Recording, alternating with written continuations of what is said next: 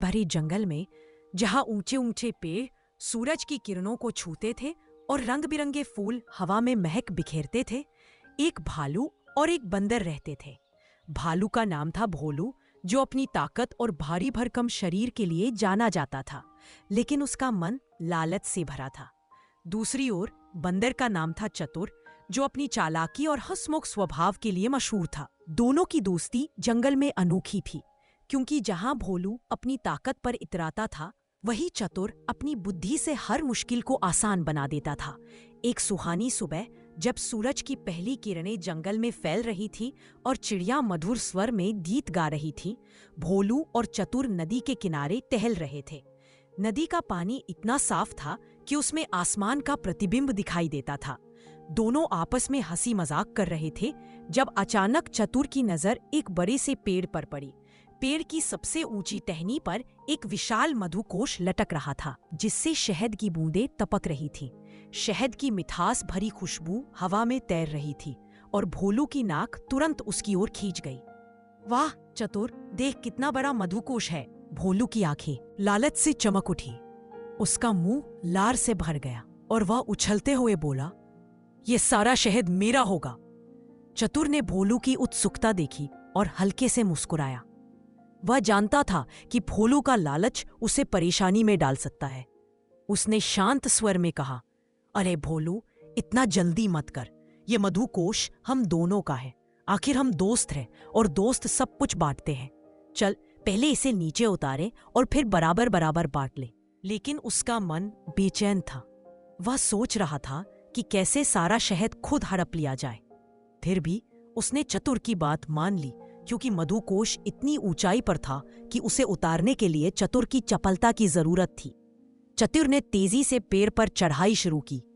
उसकी फुर्ती देखकर जंगल के अन्य जानवर भी आश्चर्य से देखने लगे।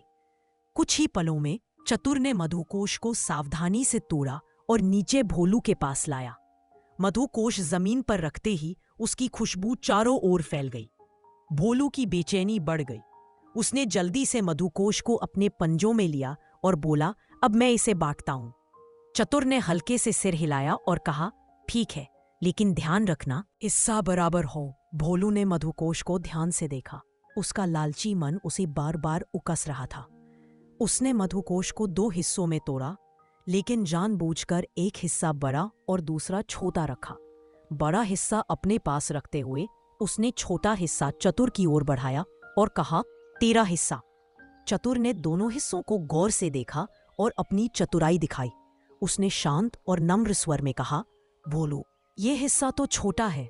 अगर हमें बराबर बांटना है तो बड़े हिस्से से थोड़ा शहद कम कर दो, ताकि दोनों हिस्से बराबर हो जाएं। भोलू को चतुर की बात ठीक लगी, लेकिन उसका लालच उसे चैन नहीं लेने दे रहा था। उसने बड़े हिस्से से थोड़ा शहद अपने पंजे से निकाला और अपने मुंह में डाल दिया। शहद की मिठास ने उसे और लालची बना दिया। उसने सोचा, ये तो बहुत स्वादिष्ट है, थोड़ा और खा लेता हूं। फिर उसने हिस्सों को देखा और कहा, अब तो बराबर हो गया ना। चतुर ने फिर से हिस्सों को देखा। बड़ा हिस्सा अब भी थोड़ा सा बड़ा था, लेकिन अब छोटा हिस्सा और छोटा हो गया था। उसने मुस्कुराते हुए कहा, अरे भोलू, अब तो ये हिस्सा बहुत छोटा हो गया, जरा और बराबर कर। भोलू ने एक बार फिर बड़े हिस्से से शहद खाया, लेकिन इस बार उसने जानबूझकर ज्यादा शहद लिया ताकि वह और मजा ले सके। शहद की मिठास ने उसे जैसे जादू में बांध लिया था। उसकी आंखें आनंद से बंद हो गई थी और वह भूल गया कि वह हिस्सा बराबर करने की कोशिश कर रहा है। जब उसने दोबारा हिस्सों को देखा तो बड़ा हिस्सा अब छोटे हिस्से से भी छोटा हो गया था। चतुर ने हंसते हुए कहा, भोलू, अब तो छोटा हिस्सा बड़ा हो गया, इसे भी बराबर करना पड़ेगा। भोलू को अपनी गलती समझ में आई, लेकिन अब वह शहद के स्वाद में इतना खो चुका था कि उसे और खाने की इच्छा हो रही थी। उसने छोटे हिस्से से भी शहद खाया और इस तरह वह बार बार शहद खाता गया, कभी बड़ा हिस्सा छोटा करने के लिए तो कभी छोटा हिस्सा बड़ा करने के लिए। जंगल के अन्य जानवर जो दूर से ये तमाशा देख रहे थे, हंस हंसकर लोटपोट हो रहे थे। एक खरगोश ने अपने दोस्त कछुए से कहा, देखो भोलू का लालच उसे कैसे मूर्ख बना रहा है। कछुआ धीरे से बोला, लालच का यही फल होता है, जो बात ना नहीं जानता वह सब कुछ खो देता है।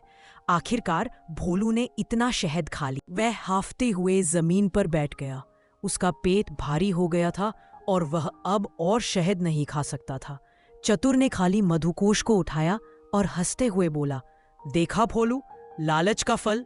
ना तो तुझे पूरा शहद मिला, ना मुझे। अगर तू शुरू से बराबर बांटता तो हम दोनों मजे से शहद खाते। भोलू को अपनी गलती का एहसास हुआ। उसने शर्मिंदगी से सिर झुकाया और बोला, चतुर, मैंने लालच में आकर सब बर्बाद कर दिया। मुझे माफ कर दे। मैं वादा करता हूं कि अब से मैं लालच नहीं करूंगा और सब कुछ बराबर बांटूंगा। चतुर ने भोलू के कंधे पर हाथ रखा और कहा, कोई बात नहीं भोलू, दोस्ती में गलतियां हो जाती हैं। बस अगली बार लालच को अपने ऊपर हावी ना होने देना। उस दिन से भोलू ने लालच पर काबू पाना सीखा। वह और चतुर पहले की तरह दोस्त बने रहे, लेकिन अब भोलू हर चीज बराबर बांटने लगा। जंगल में उनकी दोस्ती की मिसाल दी जाने लगी और सभी जानवरों ने यह सीखा कि लालच से नुकसान होता है, जबकि संतुष्टि और बांटने की भावना सुख देती है। सीख, लालच मनुष्य को अंधा बना देता है और उसे नुकसान की ओर ले जाता है। सच्चा सुख बांटने और संतुष्ट रहने में है।